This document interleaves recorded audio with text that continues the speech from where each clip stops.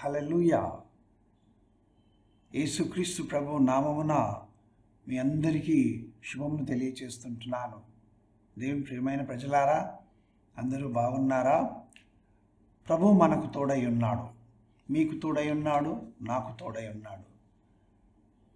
యేసు ప్రభు ఏమన్నాడంటే, నా గొర్రెలు నా స్వరము వినును అన్నాడు. అనగా యేసు ప్రభువును ఎరిగినటువంటి వారు ఆయన స్వరమునే వింటారు.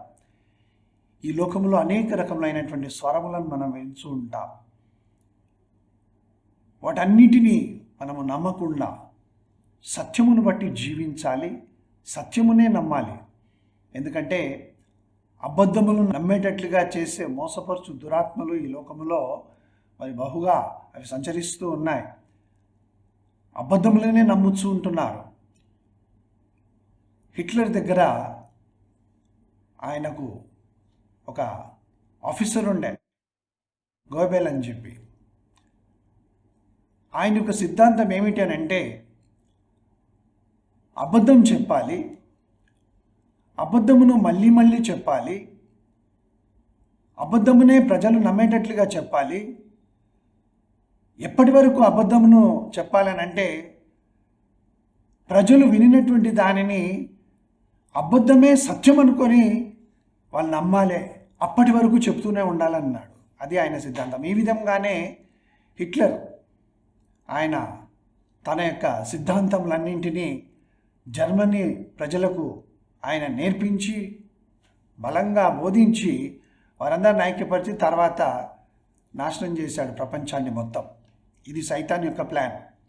కనుక మనము సత్యవాక్యమును నమ్మాలి, జీవవాక్యమును చేతబట్టుకొని మనము ముందుకు సాగిపోవాలి. ఆత్మ ఖడ్గము అనగా దేవుని వాక్యము మనం కలిగి ఉన్న వారమై ఈ లోకాధికారి అయినటువంటి అపవాదిని మనము ఎదిరించాలి. ప్రార్థన యందు పట్టుదల కలిగి ఉండాలి. కాబట్టి తలలు వంచి దేవుని వైపునకు చూద్దాము. ప్రేమగల తండ్రి, మీకు వందనాలు. శాశ్వతమైన ప్రేమతో నేను నిన్ను ప్రేమించుచున్నాను గనుక విడువక నీడల కృప చూపుచున్నానని పలికిన దేవా, మా తండ్రి, నీ పిల్లలంగా నీ పాదముల ఎదుకు వచ్చినప్పుడు మమ్మల్ని ఆదరించి చేర్చుకొని తల్లివలే మమ్మల్ని ఆదరించి ధైర్యపరుస్తావు. తండ్రిగా మమ్మల్ని ఆదుకుంటావు. ఇదిగో ఈ వాక్యం వినుచున్నటువంటి ప్రతి ఒక్కరిని మీరు ఆ విధంగా ఆదరించి ధైర్యపరచండి ప్రభా. ఈ లోకంలో ఎటు చూసినా అన్నీ అబద్ధములే, ఎక్కడ చదివినా అబద్ధములే చూడాల్సి వస్తూ ఉన్నది. ఎలాంటి కన్ఫ్యూజన్లో ప్రజలు ఉన్నారు ప్రపంచంలో అనంటే, ఏది సత్యమో ఏది అబద్ధమో తెలుసుకోలేని కన్ఫ్యూజన్లో పడిపోయారు. కొన్నిసార్లు నిజమని తెలిసి కూడా అది అబద్ధమనే నమ్మాల్సినటువంటి పరిస్థితుల్లో మానవుడు పడిపోతూ ఉన్నాడు. ఆ విధంగా కన్ఫ్యూజన్ క్రియేట్ చేస్తూ ఉన్నాడు ఈ లోకాధికారి అయిన సైతాను. మేము నీ వాక్యమును చదువుతూ నీ పరిశుద్ధాత్మ చేత మేము నడిపించబడుచు అబద్ధంలో నమ్మకుండా సత్యమును గ్రహించి సత్యమందు ప్రతిష్ఠింపబడి నీ వాక్యము చేత మేము బలపరచబడి ముందుకు సాగిపోవటకు మా మనం నేత్రములను వెలిగించి ఆశీర్వదించమని యేసు నామమున ప్రార్థిస్తున్నాను తండ్రి, ఆమేన్. దేవుని ప్రియమైన ప్రజలారా, ద్వితీయోపదేశ కాండము 11వ అధ్యాయము 26 నుంచి 28 వచనాలలో బైబిల్ గ్రంథంలో ఈ విధంగా వ్రాయబడి ఉన్నది. చూడుడి, నేడు నేను మీ ఎదుట దీవెనను శాపమును పెట్టుచున్నాను. దీవెనలు కాదు, శాపములు కాదు, దీవెన శాపము. నేడు నేను మీకు ఆజ్ఞాపించు మీ దేవుడైన యెహోవా ఆజ్ఞలను మీరు వినిన ఎడల దీవెనయు. అంటే దేవుని మాట విని ఆ ఆజ్ఞలకు లోబడము మనకు దీవెన కలగజేస్తుంది. మీరు మీ దేవుడైన యెహోవా ఆజ్ఞలను వినక నేడు నేను మీకు ఆజ్ఞాపించుచున్న మార్గమును విడిచి మీరెరుగని ఇతని దేవతను అనుసరించినడలా శాపమును మీకు కలుగును. అవును, దేవుడు పలికిన మాట అది తప్పకుండా నెరవేరుతుంది. గనుక ఈ వాక్యంలో ఉన్నటువంటి సత్యమును గ్రహించుటకు దేవుడు తన పరిశుద్ధాత్మ చేత మనల్ని బలపరచును గాక. అంటే దేవుని మాటను వినడము మనకు దీవెన కలుగుతుంది. దేవుని మాటను వినకుండా, అంటే దేవుని మాట తెలిసి కూడా ఆ మాటకు లోబడకుండా ఆదాము ఏం చేశాడు? ఆదాము హవ్వలు అపవాది యొక్క మాటలను విన్నారు, అపవాది మాటలకు లోబడ్డారు. అది శాపమును తీసుకొని వచ్చింది. ముందుగా శపించబడింది ఎవరు అని అంటే ఆ యొక్క సర్పము. ఇప్పటి వరకు కూడా ఆ శాపము నిలిచి ఉన్నది. గనుక మనము దేవుని ఆజ్ఞలకు లోబడడానికి వాక్యములు చదువుతాము, కానీ దాని ప్రకారము చేయకపోతే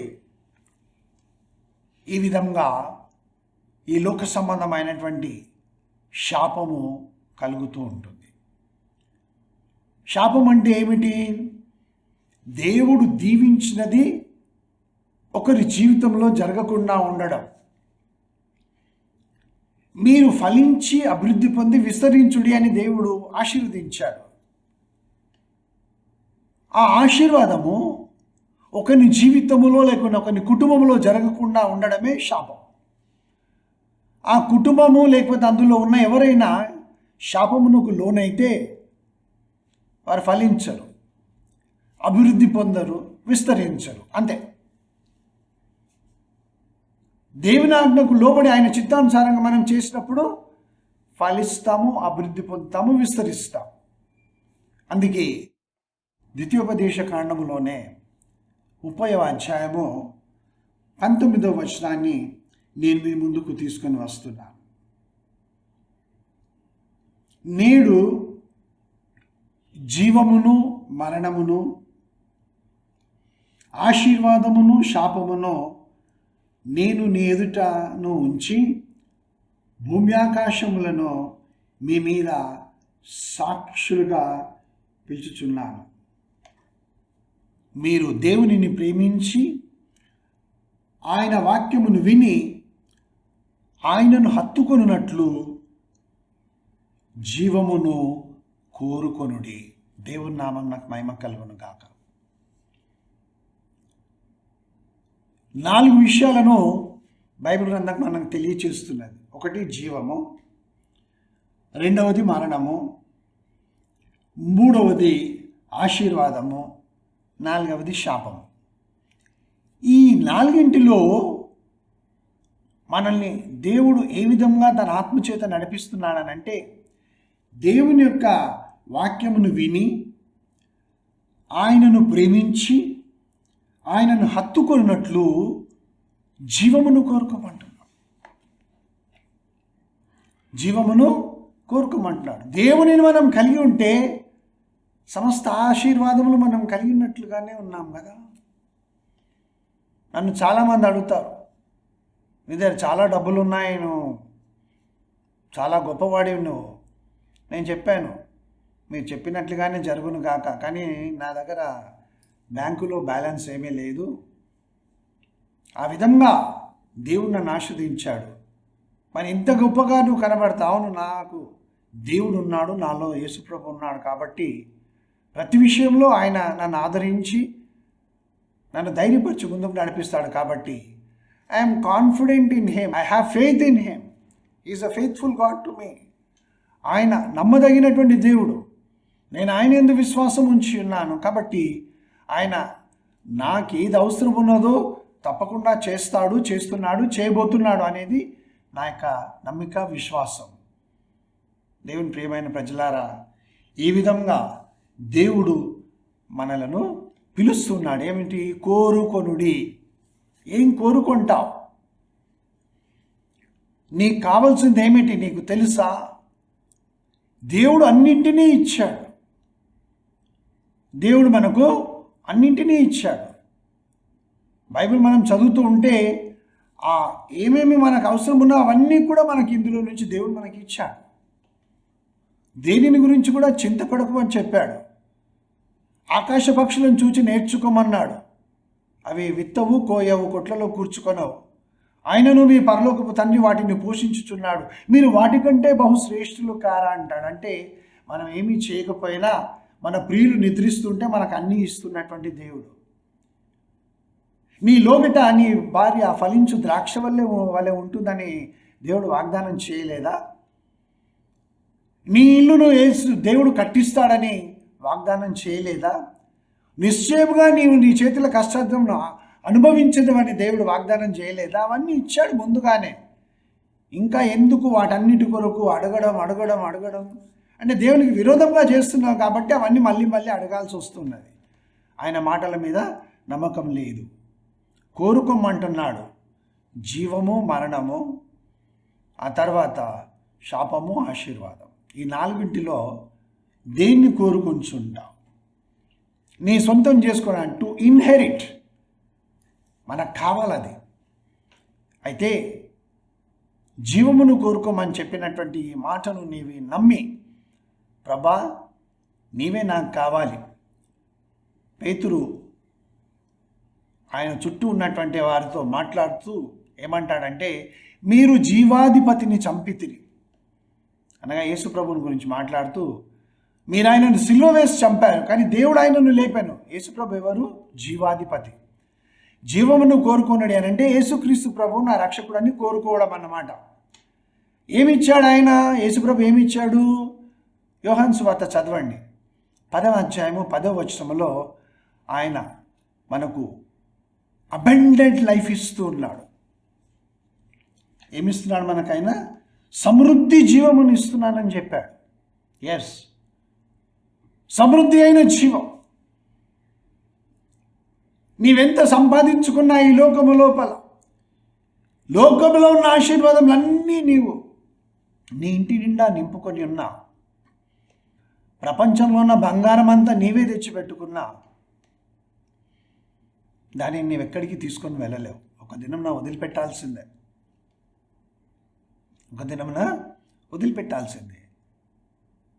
అందుకే దేవుని వాక్యం ఏమంటుందంటే, జీవమును కోరుకో, చూజ్ లైఫ్.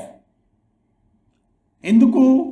మనము సమృద్ధి అయిన జీవమును మనం కలిగి ఉంటే ఆయనతో కూడా నిత్యము మనం పరలోకములో జీవిస్తాం. దేవుని నామమునకు మహిమ కలుగును గాక. అది దేవుని ప్రియమైన ప్రజలారా, ఇశ్రాయేలీలు ఏ విధంగానైతే ఐగుప్తు దేశంలో జీవించారో, విశ్వాసి ఈ దినమున ఈ ప్రపంచంలో ఎలా జీవిస్తున్నాడు? ఇశ్రాయేలీలు ఐగుప్తు దేశంలో దేవుడు లేనట్లుగా తెలిసి కూడా దేవుడు లేనట్లుగానే జీవించారు. దాస్యములో ఉండేవారు ఎంతో కష్టపడి శ్రమపడుతూ వారు వేదనతో వారు దేవునికి మొరపెడుతూ ఉన్నారు. ఈ దినమున విశ్వాసులు కూడా దేవునిని ఎరియుండి కూడా ఆయన ఆజ్ఞలకు లోబడడం లేదు కనుక వారి లోకంలో చాలా భారమైనటువంటి హృదయాలు కలిగి కుటుంబాలలో సమాధానం లేకుండా, నెమ్మది లేకుండా జీవిస్తూ ఉన్నారు. దేవుని ప్రియమైన ప్రజలారా, మానవుని యొక్క హృదయము మార్పు చెందకపోతే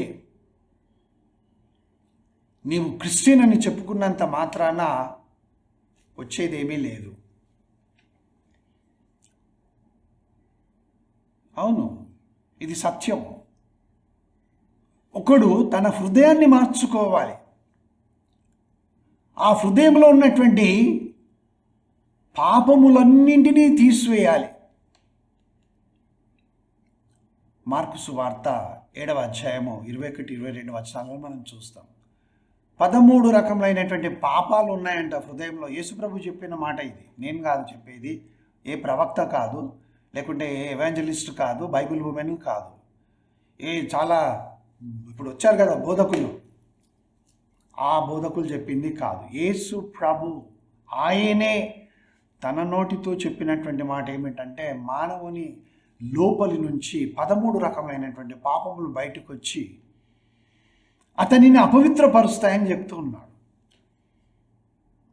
ఏదో అది ముట్టుకున్నందుకు అపవిత్రత, ఇది తిన్నందుకు అపవిత్రత, అది శరీర సంబంధమైనది. కానీ మానవుని అంతరంగమును, అతని హృదయాన్ని అపవిత్రపరిచేది ఏమిటంటే అతనిలో ఉన్నటువంటి 13 రకములైనటువంటి పాపములు. అవి సమయానుకూలంగా బయటికి వచ్చి అపవిత్రపరుస్తూ ఉంటాయి. నువ్వు దేవుని సన్నిధానంలోకి వెళ్ళలేవు. కానీ అపవిత్రపరచబడ్డావని అతనికి తెలియదు కనుక, లేకుంటే ఆ మాట్లాడినటువంటి ఆమెకు తెలియదు కనుక వెళ్ళిపోతూ ఉంటారు. అందుకే అయోగ్యముగా ప్రభు బలను సమీపించకూడదు, ప్రభు బలలో చేయవేయకూడదని పరిశుద్ధాత్మ దేవుడు కూడా హెచ్చరించాడు. అపోస్తలుడైన పౌలు కొరింథీయులకు రాసిన మొదటి పత్రిక 11వ అధ్యాయంలో చూడండి, 25వ వచనం నుంచి. కాబట్టి ఈ యొక్క హృదయము మార్చబడాలి. హృదయం మార్చబడినప్పుడు మన జీవితంలో మనము సమస్తమును కలిగి ఉంటాం. ఇప్పుడు చూడండి, సంఖ్యాకాండము 22వ అధ్యాయము 6వ వచనం. దీవెన శాపము అనేటటువంటి అంశం మీద మనం ధ్యానిస్తూ ఉన్నాం. దేవుడేమో నీవు జీవమును కోరుకోమని చెప్తూ ఉన్నాడు, కానీ మనుషులేమో శపిస్తూ ఉన్నారు. దేవుడిచ్చినటువంటి ఆశీర్వాదములకు వ్యతిరేకంగా వారు శపిస్తూ ఉన్నారు. ఎందుకు అనంటే హృదయము మార్పు చెందదు మానవునికి. తన ఇష్టానుసారమైన జీవితం జీవిస్తూ ఆయన మార్గములలో నడవకుండా తమకిష్టమైన మార్గములలో నడుస్తుంటారు. కాబట్టి దేవుడు ఇచ్చినటువంటి ఆశీర్వాదములు వారు పొందలేరు, జీవమును కలిగి ఉండరు. సంఖ్యాకాండము 22వ అధ్యాయం 6వ వచనం, నంబర్స్ 22:6 ఏమని వ్రాయబడిందంటే, కాబట్టి నీవు దయచేసి వచ్చి నా నిమిత్తము ఈ జనమును శపించుము. దేవుని ప్రజలకు ఇశ్రాయేలీలు ఐగుప్తును విడిచి కనాను వైపునకు సాగిపోతూ ఉంటే బాలాకు రాజు బిలాము అనేటటువంటి ఆయనని పిలిపించి ఆ బిలాముకు చెప్తున్నాడు అన్నమాట, ఇదిగో ఈ ప్రజలను చూస్తున్నావు కదా, వీరు చాలా బలవంతులైనటువంటి వారు, వీరి దేవుడు సర్వోన్నతుడైన సర్వశక్తిమంతుడైనటువంటి దేవుడు. ఆ దేవుని పిల్లలు వీరంతా, వీరిని జయించుటకు నా బలము సరిపోదు, అప్పుడైనను ఇప్పుడైనను వీరిని జయించుటకు మా శక్తి సరిపోదు. అందుకే నీవు వచ్చి ఈ జనమును శపించు అని ఆ రాజు యొక్క బిలామును పిలిచి చెప్తూ ఉన్నాడు.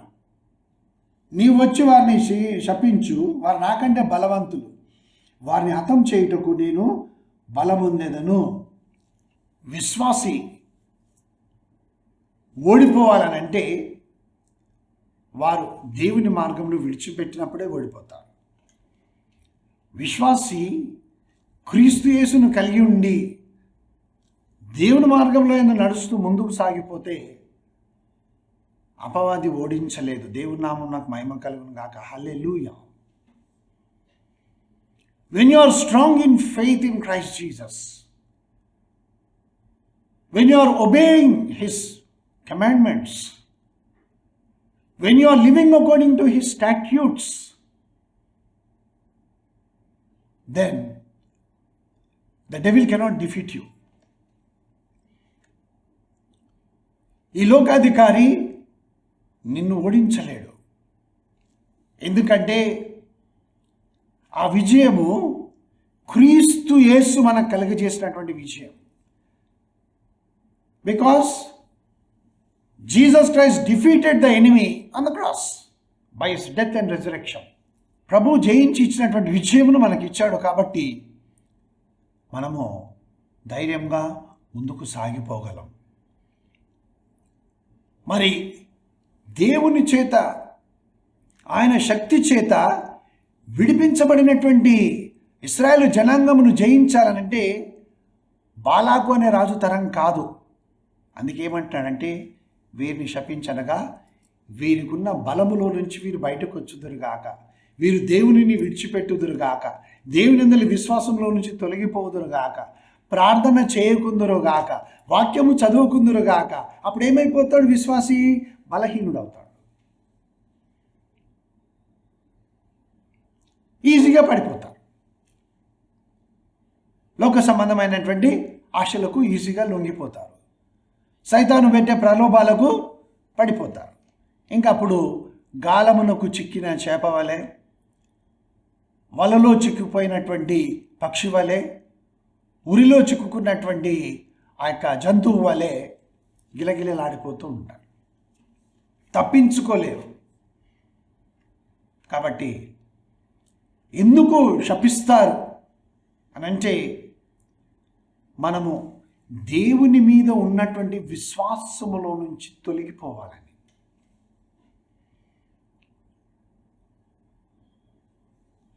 బిలాము అది చేయడానికి ప్రయత్నించినప్పుడు దేవుని వాక్యం ఏమంటుందంటే, ద్వితీయోపదేశ కాండము 23వ అధ్యాయము 5వ వచనంలో ఒక శ్రేష్టమైనటువంటి గొప్ప సత్యమును మనం చూస్తాం. 23వ అధ్యాయంలో 4-5 వచనాలను చూసుకోండి మీరు. నీ దేవుడైన యెహోవా నిన్ను ప్రేమించెను గనక నీ దేవుడైన యెహోవా నీ నిమిత్తము ఆ శాపమును ఆశీర్వాదంగా చేశాను. దేవుని నామం నాకు మహిమ కలుగును గాక. హల్లెలూయా, హల్లెలూయా. మనుషులు నిన్ను నిర్హేతుకంగా శపిస్తూ ఉంటే, నీవు దేవునిని వెంబడిస్తున్నావని, యేసు క్రీస్తు ప్రభువును రక్షకునిగా కలిగి ఉన్నావని, ఆయన నామమందు విశ్వాసం ఉంచున్నావని ఈ లోకాధికారి అయినటువంటి అపవాది అనేక విధములుగా నిన్ను బాధిస్తూ వేధిస్తూ మనుషులు శపిస్తూ ఉంటే, దేవుడు ఏం చేస్తున్నాడు? మనము ఆయన యందున్నంత వరకు ఆయన నుంచి బలమును పొందుతూ ఉంటాం. ఆయన యందున్నంత వరకు పరిశుద్ధాత్మ దేవుడు మనల్ని నడిపిస్తూ ఉంటాడు. ఆయన యందున్నంత వరకు దేవుని వాక్యమైనటువంటి యేసు క్రీస్తు ప్రభు మనలో ఉండి మనకు మార్గమును చూపిస్తూ ఉంటాడు. మనము ధైర్యంగా నిలబడుటకు ఆయన సహాయము చేస్తూ ఉంటాడు. ఎన్ని కష్టాలు వచ్చినా, ఎన్ని నష్టాలు వచ్చినా, ఎన్ని బాధలు వచ్చినా, నీవు జలములలో పడి వెళ్ళినా అవి నీ మీదుగా పొర్లి పారవు. అగ్నిలో నడిచినా ఆ జ్వాలని నిన్ను కాల్చివేయవు. ఏ తుఫాన్ వచ్చినా నిన్నేమీ చేయలేదు. వాటన్నిటిలో కూడా ఆయన నీ ప్రాణమును తప్పించి నీకున్న సమస్తమును కాపాడి ఆశీర్దించి ముందుకు నడిపించే దేవుడు. నీ శాపమును ఆశీర్వాదంగా మార్చేనని వ్రాయబడినది. ఎస్, ఎప్పటి వరకు? మనము దేవుని ఆజ్ఞలకు లోబడి ఆయన చిత్తానుసారంగా ప్రార్థిస్తూ ఆయన మార్గంలో నడుచుకొని ఉన్నప్పుడు శాపములన్నీ ఆశీర్వాదములుగా మార్చబడుచుంటాయి. దేవుని నామం నాకు మహిమ కలుగును గాక. అందుకే ప్రావర్బ్స్ అనగా సామెతల గ్రంథము 26వ అధ్యాయం 2వ వచనం ఏమంటుందంటే, హేతువు లేని శాపము తగలకపోవును. నీవు దేవుని యందు ఉన్నావు, వాక్యమును చదువుతూ ఉన్నావు, ప్రార్థన చేస్తూ ఉన్నావు, నిన్ను శపించు వారి కొరకు ప్రార్థన చేస్తూ ఉన్నావు, నిన్ను హింసించు వారి కొరకు నీవు దీవిస్తూ ఉన్నావు, నిన్ను దూషించు వారిని నీవు ప్రేమిస్తున్నావు. ఇవన్నీ క్రీస్తు యేసు యొక్క మనస్సు. ఆయన ఎలా చేశాడో నీవు కూడా అలాగే చేస్తున్నావు. క్రీస్తు కలిగిన ఈ మనస్సు మీరును కలిగి ఉన్నాడు. ఆ విధంగా చేస్తున్నప్పుడు ఏమవుతుందంటే ఏ శాపం కూడా తగలదు. ధైర్యం తెచ్చుకునండి, ఏ శాపం కూడా తగలదు.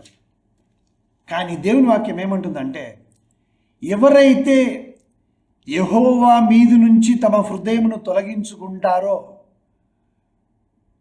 యెహోవాను ఆశ్రయించిన వాళ్ళు ఆయనను విడిచి మనుషులను ఆశ్రయిస్తారో, మనుషుల మాటలను నమ్ముతారో, మనుషులను సహాయం అడుగుతారో, అతడు శాపగ్రస్తుడని వ్రాయబడింది. ఎంత బలమైనటువంటి విశ్వాసి అయినా దేవుని మీద నుంచి తన హృదయాన్ని తొలగించుకుంటే, వాక్యమును నమ్మకుండా మనుష్యుల వైపునకు చూసినట్లయితే అతడు శాపగ్రస్తుడు. అనగా దేవుడిచ్చినటువంటి ఆశీర్వాదములు అలా ఉంటాయి. ఈ లోకములో ఉన్నటువంటి వ్యతిరేకత అంతా కూడా నీ మీదకి వచ్చేస్తుంది. అది శాపం. దేవుని ప్రియమైన ప్రజలారా, మత్తయి సువార్త 25వ అధ్యాయము 41వ వచనంలో మనము యేసుక్రీస్తు ప్రభువు మాట్లాడినటువంటి ఈ మాటను మనం ఒకసారి చదువుకుందాం. యేసు ప్రభువే మాట్లాడుతున్నాడు, వేరే వాళ్ళు ఎవరూ కాదు. మాథ్యూ చాప్టర్ 25 and verse 41, 25వ అధ్యాయం 41వ వచనం, మత్తయి సువార్త. అప్పుడు ఆయన ఎడమ వైపున ఉండు వారిని చూచి, శపింపబడిన వారలారా. ఎవరైతే దేవునిని విడిచిపెట్టి మనుషుల ఆలోచన ప్రకారం నడుచుకొనుచు దేవుని ఆజ్ఞలని తెలిసి కూడా ఆయన వాక్యమును విని దాని ప్రకారం చేయకుండా ఈ లోకాధికారి అయినటువంటి అపవాది చెప్పినటువంటి మాటలను నమ్మి ఆ మాటల ప్రకారం చేస్తారో, దేవునికి విరోధంగా వారు జీవించడం ప్రారంభిస్తారో, వారు శపించబడినటువంటి వారు.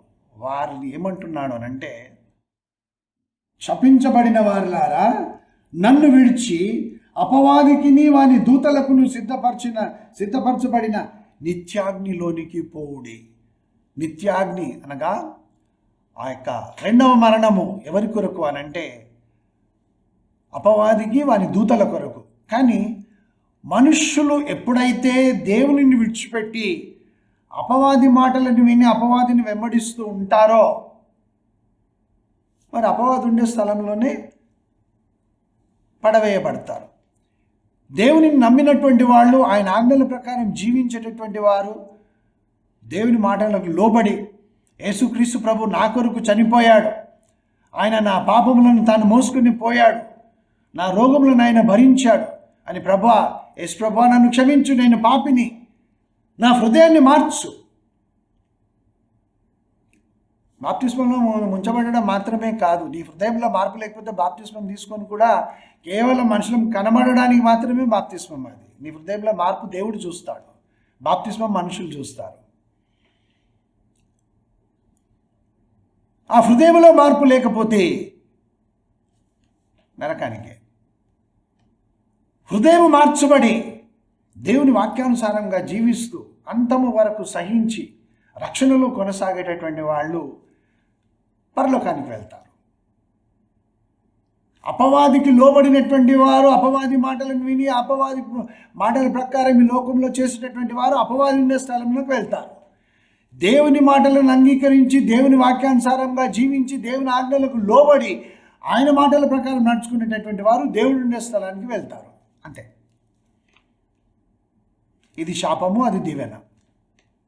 దేవుని ప్రియమైన ప్రజలారా, చాలామంది ఫోన్ చేసి చెప్తూ ఉంటారు, మా కుటుంబానికి ఎవరో మంత్రాలు చేశారటండి, అంటే శపించారు, మాంత్రికులు చేతబడి చేశారంట. అప్పుడు నేను అడుగుతాను ఫోన్లో, వాళ్ళు ఎవరో తెలియదు నాకు, ఎవరు చెప్పారమ్మా, నువ్వేమైనా చూసావా, నీకు మంత్రాలు చేయడం? లేదండి, ఫలానా వారు చెప్పారు నాకు, పాస్టర్ గారు చెప్పారు, లేకుంటే పాస్టర్ అమ్మ చెప్పింది. ఆ పెద్ద పాస్టర్లే లేండి, పెద్ద పాస్టర్ అమ్మలు పాస్టర్లే చెప్తారు. చిన్నవాళ్ళు చెప్తే మన వాళ్ళు నమ్మరు కదా, అందుకే పెద్ద వాళ్ళు చెప్తారు. సరే అమ్మా, మరి మంత్రాలు నీకు చేసిండని ఎట్లా అంటే, ప్రార్థన చేస్తుంటే దేవుడు బయలుపరచాడంటండి, మాకు మంత్రాలు చేశారని పాస్టర్ గారు చెప్పారు. ఓహో, మరి ఇప్పుడు ఏమన్నాడు అని అంటే, మాకు చాలా బాధ కలుగుతుందండి, భయం వేస్తూ ఉంది. అప్పుడు నేను వాళ్ళతో చెప్పాను, సహోదరుడా లేకుంటే సహోదరి, ప్రార్థన చేసినప్పుడు నీ కుటుంబానికి ఎవరో మంత్రాలు చేశారు, నీ కుటుంబాన్ని ఎవరో శపించారు, నీ భర్త కడుపులో మందు ఉందని చెప్పారు, నీ బిడ్డ తల మీద మంత్రం ఉంది, లేకపోతే మందు పెట్టారు ఆమెను అని చెప్పారు కదా. ప్రార్థన ద్వారా బయలుపరిచిన దేవుడు వారిని బాగు చేయడానికి ప్రార్థనలో అతనికి శక్తిని ఇవ్వడా? బాగా అర్థం చేసుకోండి ఈ మాటలను. ఇది సత్యము, నేను చెప్పే మాటలు సత్యం. నీ కుటుంబాన్ని ఎవరో శపించారు, మంత్రాలు వేశారు నీ కుటుంబానికి, నా ప్రార్థన ద్వారా తెలుస్తుందని చెప్పినటువంటి సేవకుడు లేకపోతే సేవకురాలు, అందరూ కాదు, కొంతమంది ఉన్నారు. సేవకుడు సేవకురాలు ఆ దేవుని శక్తి చేతనే, బయలుపరచబడినటువంటి దేవుని శక్తి చేతనే యేసు నామములో నీకు ఆజ్ఞాపిస్తున్నా, నీ మీద ఉన్నటువంటి ఆ శాపములన్నిటినీ మాంత్రిక శక్తుల ప్రభావంలో యేసు నామములో కొట్టివేస్తున్నా. నీ కుటుంబానికి విడుదల కలుగును గాక. నీ భర్తలో ఉన్నటువంటి మాంత్రిక శక్తులకు ఆ మందుల ప్రభావం యేసు నామములో కాల్చివేస్తుంటున్నానని చెప్పలేడా? స్వస్థత కలగదా? విడుదల కలగదా? ఎందుకండి ఇటువంటివన్నీ నమ్ముతారు? ప్రార్థనలో దేవుడు బయలుపరిచాడు, ఉన్నది అని చెప్తున్నాడు. మరి దాన్ని బంధించి పారద్రోలే శక్తి దేవుడు ఇవ్వడా? అది లేదన్నమాట మీ పాస్టర్ గారికి. ఎవరైతే చెప్పారో పాస్టర్ అమ్మ, ఆమెకు దేవుని శక్తి లేదన్నమాట. అంటే ఇంకా మిమ్మల్ని భయపెట్టించేసి, ఇంకా మీరు మాకేదో జరిగింది, మా కొడుకు ఇలాగే చేస్తూ ఉన్నాడు, మా భర్త ఇలా తిరుగుతున్నాడంటే ఏదో మందు పెట్టారంట, కడుపులో మందు ఉంది, కడుపులో మందు ఉంది, కడుపులో మందు ఉంది అన్నా అంటూ ఉంటే ఆ సైతాన్ ఇంకా ఎక్కువగా ఆయనను బాధిస్తూ ఉంటాడు.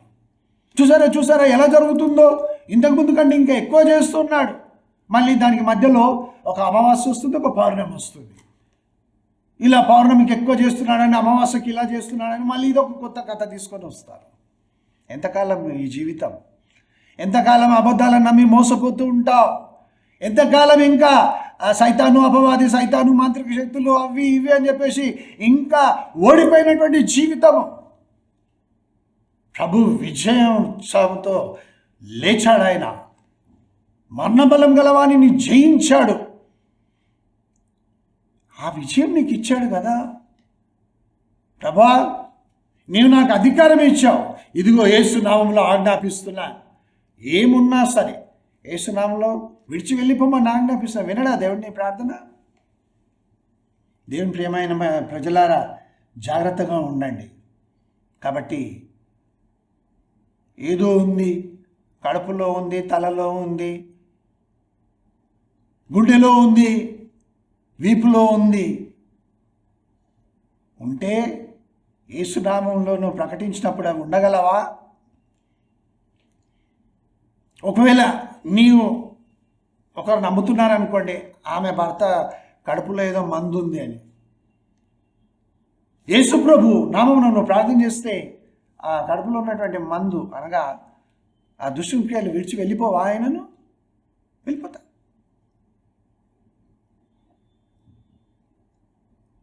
అందుకే యేసుప్రభు ఏం చెప్పాడంటే, లూకా సువార్త 6:38 దీవించుడి, మీరు ఎల్లప్పుడూ దీవించుడి, శపించకండి, దీవించుడి, ఎల్లప్పుడూ వారిని దీవించుడి. అందుకే ఏ శాపంలో ఉన్నా, ఏ మాంత్రిక శక్తుల ప్రభావంలో ఉన్నా, ఏ విధమైనటువంటి ఉన్నా దేవుని వాక్యం ఏమంటుందో ఒకసారి మనం చూద్దాం. అపోస్తుడైన పౌలు గలతీలకు రాస్తూ ఈ గొప్ప సత్యమును మనందరికీ పరిశుద్ధాత్మ దేవుడు బయలుపరుస్తూ ఉన్నాడు. దేవుని నామం నాకు మహిమ కలుగును గాక. గలతీ పత్రిక 3వ అధ్యాయం, గలతీ పత్రిక 3వ అధ్యాయంలో మనము 14వ వచనం, 13, 14 ఒకే దగ్గర రాయబడి ఉన్నాయి. నేను చదువుతున్నాను. ఆత్మను గూర్చిన వాగ్దానం విశ్వాసం వలన మనకు లభించినట్లు అబ్రహాము పొందిన ఆశీర్వచనము క్రీస్తు యేసు ద్వారా నీజనులకు కలుగుటకై క్రీస్తు మన కోసము శాపమై మనలను ధర్మశాస్త్రం యొక్క శాపం నుండి విమోచించెను. అవును, ఆత్మను గూర్చిన వాగ్దానం అనగా పాపము చేస్తున్నటువంటి వానిలో అపవిత్రాత్మ ఉంటుంది, దురాత్మ ఉంటుంది, అపవాది ఉంటాడు, దయ్యముల క్రియలు ఉంటాయి. ఎప్పుడైతే అతను పశ్చాత్తాపపడి మారుమనసు పొంది రక్షింపబడ్డానో, యేసుప్రభువే నా దేవుడని అంగీకరిస్తాడో, వెంటనే పరిశుద్ధాత్మ దేవుడు అతనిలో కుమరించబడతాడు. ఇంకా భయము పోతుంది అతనిలో, అంతవరకు భయపడుతూ ఉంటాడు, చెడు అలవాట్లు పోతాయి. ఇవన్నీ దేవుడు తన ఆత్మచేత నింపినప్పుడు జరిగేటటువంటి కార్యాలు.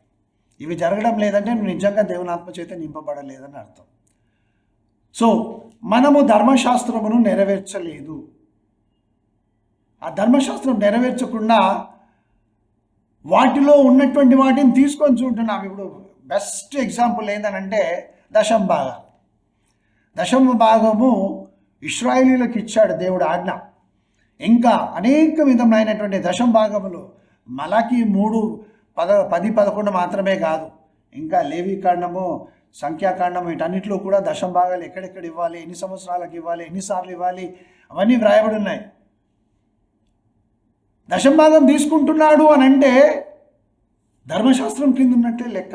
ధర్మశాస్త్రంలో ఉన్న వాటిని చేయడం లేదు కాబట్టి ఆ శాపములు ఉంటాయి అతని మీద తప్పకుండా. దాంట్లో నుంచి విడుదల కావాలని ఎప్పుడైతే నువ్వు సత్యమును గ్రహించి యేసుప్రభు వైపునకు తిరుగుతావో, ప్రభా నీవు సిలువ మీద వేలాడినప్పుడు నా శాపములన్నిటినీ నీవు తీసుకున్నావు అని మనం ఎప్పుడైతే ఒప్పుకుంటామో, విశ్వసిస్తామో, మన మీద ఎలాంటి శాపములు, ఏ మంత్రగాడు ఏ ఉచ్చాటన చేసినా, ఏ చేతబడి శక్తులున్నా, ఏమున్నా కానీ అవన్నీ యేసుప్రభు మీదకి వేయబడతాయి. మనము ఆశీర్వాదములకు వారసులు అవుతాం. దేవుని నామమునకు మహిమ కలుగును గాక. ఈ విధంగా మీకు ఏదైనా డౌట్ ఉన్నది, ఎవరి మీదైనా, నీ భర్త, కూతురు, భార్య, లేకపోతే కోడలు, ఎవరికి ఏదో చేస్తారు, ఏమో ఉందని అనుకున్నావు అనుకో, వెంటనే యేసుక్రీస్తు ప్రభువు నా కొరకు, లేకుంటే ఎవరైతే నీకు బాధ వేదన అనుభవిస్తున్నారో వారిని చూసి నా కుమార్తె కొరకు, లేకుంటే నా భర్త కొరకు, వారిలో ఇది ఉంది అనుకుంటున్నావు కదా, వారి కొరకు ప్రార్థన చేయమని యేసు ప్రభువు వారి శాపములను తీసుకున్నాడు. ప్రభా నా భర్త మీద ఉన్న శాపములన్నీ నీకు ఇచ్చేస్తున్నా, మాంత్రిక శక్తుల ప్రభావాలన్నీ నీకు ఇచ్చేస్తున్నా, యేసు నామములో అవన్నీ విడిచి వెళ్ళిపోమని ఆజ్ఞాపించండి. ఎట్లా విడుదల కలగదో నువ్వు చూడు. ప్రభు నీకు సహాయం చేయనుగాక. కాబట్టి ధైర్యంగా ఉండండి. ద్వితీయోపదేశ కాండము 23వ అధ్యాయం 5వ వచనంలో శాపమును ఆశీర్వాదంగా మార్చిన దేవుడు నీతో కూడా ఉన్నాడు, నాతో కూడా ఉంటాడు. హల్లెలూయా. తలలు వంచి ప్రార్థించుకుందాం. ప్రేమగల తండ్రి, నీకు వందనాలు. ఈ లోకము నీ పిల్లలను ఎప్పుడూ శపిస్తూనే ఉంటుంది ప్రభా. నీవిచ్చినటువంటి ఆశీర్వాదములు నీ బిడ్డల జీవితాలలో, అనగా విశ్వాసుల జీవితంలో ఫలించకుండా ఉండేటట్లుగా వారెప్పుడు శాపములు పలుకుతూనే ఉంటారు. వీరు గర్భము ధరించకుందురు గాక, వీరి కుమారునికి వివాహము జరగకుండాను గాక, వీరి కుమార్తెకు వివాహం జరగకుండాను గాక, వీరికి పిల్లలు పుట్టకుందురు గాక, వీరికి ఉద్యోగాలు రాకుండాను గాక, వీరి ఎప్పుడు అప్పుల బాధలో చిక్కుకొని ఉందురుగాక, ఎప్పుడు రోగగ్రస్తులుగా ఉందురుగాక అని వారు శపిస్తూనే ఉంటారు. ఆ మాంత్రిక శక్తుల ప్రభావములు, శాపములు వారు పలుకుతూనే ఉంటారు. కానీ వాటన్నిటినీ యేసుక్రీస్తు ప్రభు నామములో మేము జయించుచు విజయోత్సాహంతో ముందుకు సాగిపోతూ ఉన్నాం.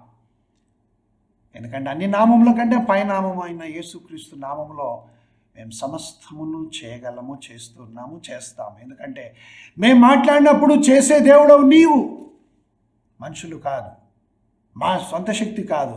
మేము ఎప్పుడైతే పలుకుతామో, నీ వాగ్దానముల ప్రకారం మేము పలుకుతామో యేసు ప్రభా, వెంటనే పరిశుద్ధాత్మ దేవుడు ఆ కార్యం నెరవేరుస్తాడు. హల్లెలూయా. Thank you Lord. మా ప్రార్థనలకు జవాబు ఇచ్చినందుకు వందనాలు. ఎవరెవరైతే భయము చేత పట్టబడి ఉన్నారో, ఏం జరుగుతుందో ఏమో అని దిగులు, మానసిక స్థిమితత లేకుండా ఉన్నారో, వారందరికీ యేసు నామములో ఇప్పుడే స్వస్థతను, విడుదలను మాట్లాడుచుంటున్నాను. ఎవరి గృహములలో శాపములు ఉన్నవో యేసు నామములో వాటన్నింటినీ నశించిపోమని కాల్చివేస్తుంటున్నాను యేసు నామములో. ఎవరి గర్భమైతే మోయబడినదో శాపించబడినందును బట్టి యేసు నామములో ఆ గర్భం ఇప్పుడే కనునుగాక, ఆశీర్వదించబడునుగాక యేసు నామములో. వచ్చే సంవత్సరానికి ఈ దినమున ఆ యొక్క సహోదరి యొక్క చేతులలో కౌగిట ఒక చక్కటి బిడ్డ ఉండునుగాక. ఆశీర్వదించి దీవించినందులకై వందనాలు. మీ శాంతి, సమాధానం, భార్య భర్తల మధ్యలో నెమ్మది, భర్త భార్యలు విడిచిపెట్టి బాగా వేదన చెందుతున్నటువంటి కుటుంబాలలో యేసు నామములో సమాధానమును మాట్లాడుచుంటున్నాను. మీ కృప వీరందరికీ తోడుగా నుంచి, మా అందరికీ తోడుగా నుంచి నడిపించమని యేసు నామమున ప్రార్థిస్తున్నాను తండ్రి. Amen, amen. God bless you.